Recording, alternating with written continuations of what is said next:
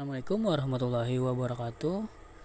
Kami dari kelompok 5 ingin mempresentasikan tentang studi kasus yaitu Cambridge Analytica pada mata kuliah Rekayasa Sistem pada semester 119.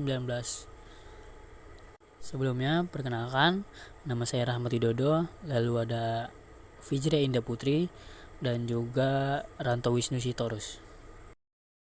Yang pertama itu ada etika rekayasa sistem. Etika dalam rekayasa teknik ini adalah bagian integral dari profesi ini dan membantu menjaga integritas serta tanggung jawab sosial insinyur terhadap masyarakat dan lingkungan. Dengan mengikuti prinsip-prinsip ini, para insinyur dapat memastikan bahwa pekerjaan mereka memberikan manfaat maksimal dengan meminimalkan dampak negatif. Yang kedua, ada pengertian Cambridge Analytica. Cambridge Analytica menurut The Guardian pada tahun 2018 adalah perusahaan yang menawarkan layanan kepada bisnis dan partai politik yang ingin mengubah perilaku audiens.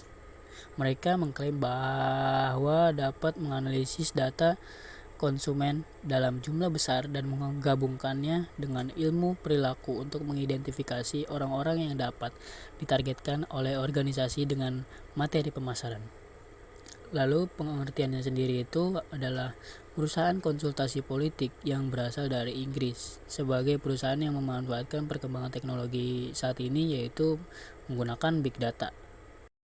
Kasus. Pada tahun 2018 terungkap bahwa perusahaan analitik data, Cambridge Analytica, telah mengumpulkan informasi pribadi dari jutaan pengguna Facebook tanpa izin mereka. Mereka menggunakan data ini untuk membuat profil psikologis pengguna dan mempengaruhi pemilihan dalam berbagai kampanye politik, termasuk pemilihan Presiden Amerika Serikat 2016. Praktik ini menimbulkan pertanyaan serius tentang privasi data, penggunaan data pribadi, dan dampaknya terhadap proses demokrasi. Penggunaan data Facebook yang tidak baik oleh Cambridge Analytica untuk tujuan politik menghadirkan dilema etika kontemporer yang masif sebagai pengguna Facebook, tidak mengetahui untuk apa data mereka digunakan. Facebook memiliki aturan privasi konsumen untuk melindungi data-data para penggunanya.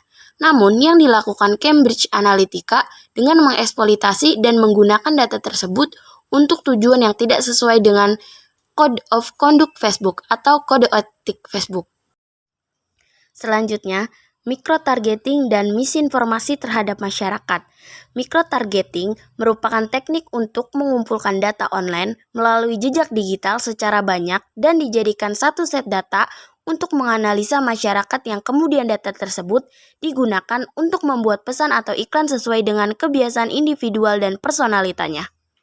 Hal tersebut biasa digunakan untuk kepentingan komersial, namun dalam kasus ini disalahgunakan. Mikrotargeting yang dilakukan oleh Cambridge Analytica, sebagaimana yang dijelaskan oleh Brittany Kaiser pada sebelumnya, bahwa yang dilakukan sudah seperti taktik komunikasi tingkat senjata. Selanjutnya dampak positif, yaitu adanya peningkatan pengawasan dan regulasi pada industri teknologi dan media sosial untuk memastikan privasi data dan keamanan pengguna. Selanjutnya ada dampak negatif. Yang pertama yaitu penurunan kualitas demokrasi, yang kedua munculnya ketidakpercayaan publik terhadap pemerintah, dan yang ketiga penurunan kepercayaan terhadap privasi data. Tahapan 50 juta catatan Facebook dibajak. Gambar 1. Tahapan 50 juta catatan Facebook dibajak. Diperkirakan 320.000 pemilih dibayar untuk mengambil tes personalitas atau politik yang mewajibkan untuk mendaftar dengan akun Facebook.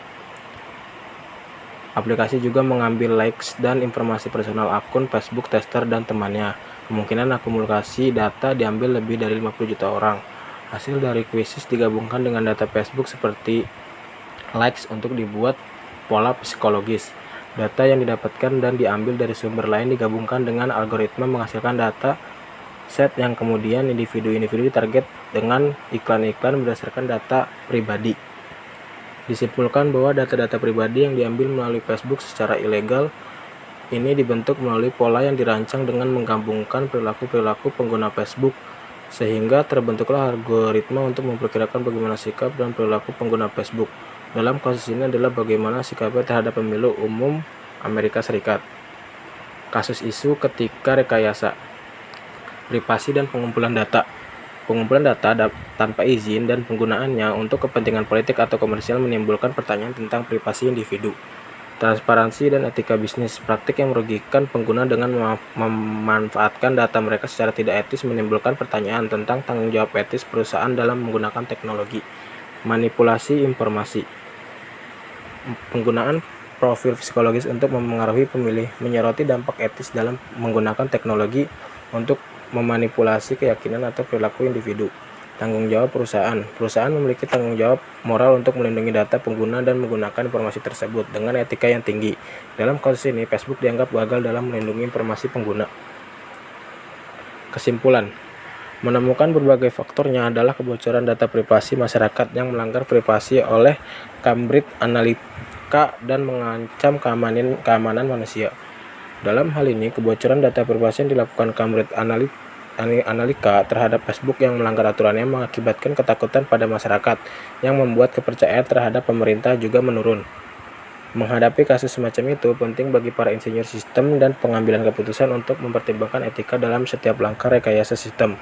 Ini meliputi pertimbangan tentang bagaimana data dikumpulkan, disimpan, diakses, dan digunakan, serta memastikan bahwa prinsip-prinsip etika dan privasi dihormati dalam pengembangan teknologi. Referensi 1. Bakir 5 2020 Psychological Operation in Digital Political Campaigns. Yang kedua, https jurnalunhas.ac.id. Sekian dan terima kasih.